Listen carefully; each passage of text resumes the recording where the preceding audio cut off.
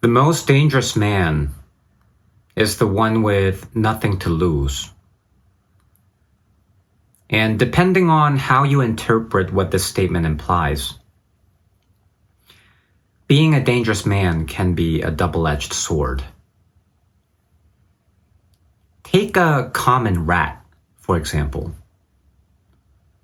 A rat will always flee at the first opportunity to avoid any kind of confrontation.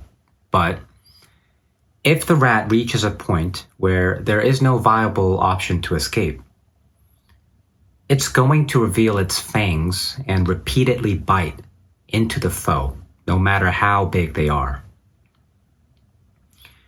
And did you guys also know that a deer, which is known for its harmless and gentle nature, will also charge at his opponent? A deer will also gore its enemies with antlers when cornered into a dead end and when they're out of choice. So in nature, when circumstances push us too far and we start to lose hope, we become the most dangerous beings, like a form of animalistic instinct, per se. But humans are much more sophisticated and intricate than animals. So we don't only live for survival and reproduction, because that is not our ultimate purpose that we seek. So a cornered human is different from a cornered rat or a cornered deer. Humans are cornered when they lose everything they love, right? It could be money, it could be a career, it could be family, friends, a girlfriend, whatever it may be. And when you lose something important to you, you become a dangerous man. But not in the sense of good or bad, right? I'm not trying to make a value statement, but dangerous meaning something related to change, right? Dangerous meaning capable of change. And this is the part where you have to be careful, because when you have no stake in the normal world, you can become one of two things, right? A maniac or a saint. So you can become a maniac or you can become a saint. Now, they seem like two very different archetypes, but they are only different by a paper-thin margin, because both characters transform themselves. But this is the difference. One chooses destruction, and the other chooses transcendence. And there's a very good example of a character who lost everything and became a maniac. And I'm sure you guys know this character too. It's the Joker. When the movie came out back in 2019, the slow transformation that Arthur Fleck goes through was just so captivating, because you can see how his pain, his suffering, and his anger drive him into a corner where he finally becomes a completely different person, right?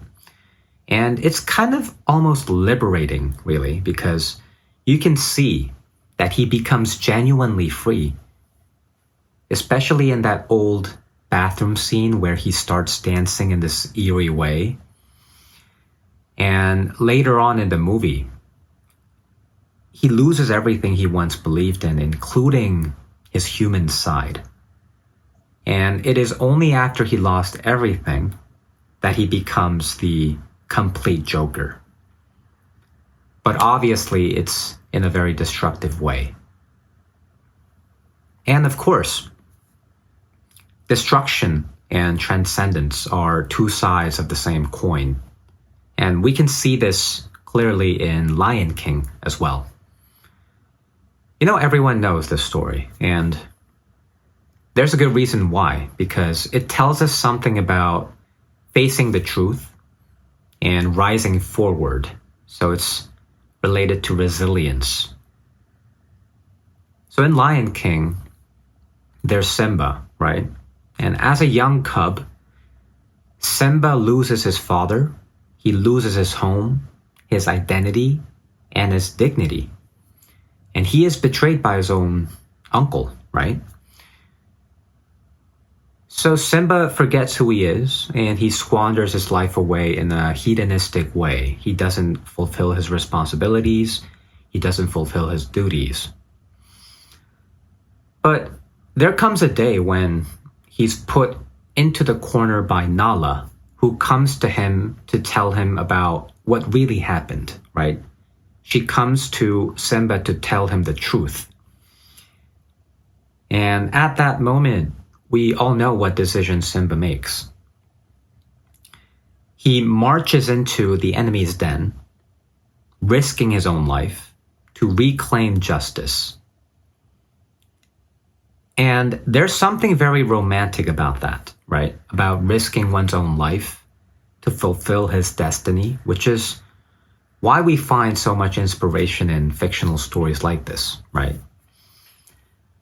So coming back to the idea that the most dangerous man is the one with nothing to lose.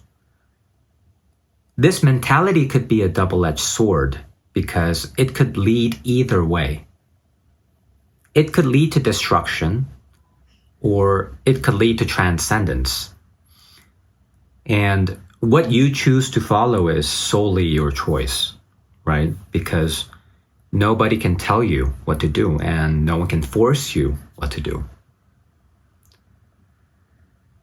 One thing we have to remember is the world is full of chaos, and all you have is self-control. But too much self-control can be restricting, and it can deprive you of freedom. And on the other hand, too little self-control can send you down a dark path of chaos. So I guess our jobs as cornered humans is to find a perfect balance between the two, right? A perfect balance between destruction and transcendence. And wouldn't that be the point where we become the most dangerous man, but in a good sense?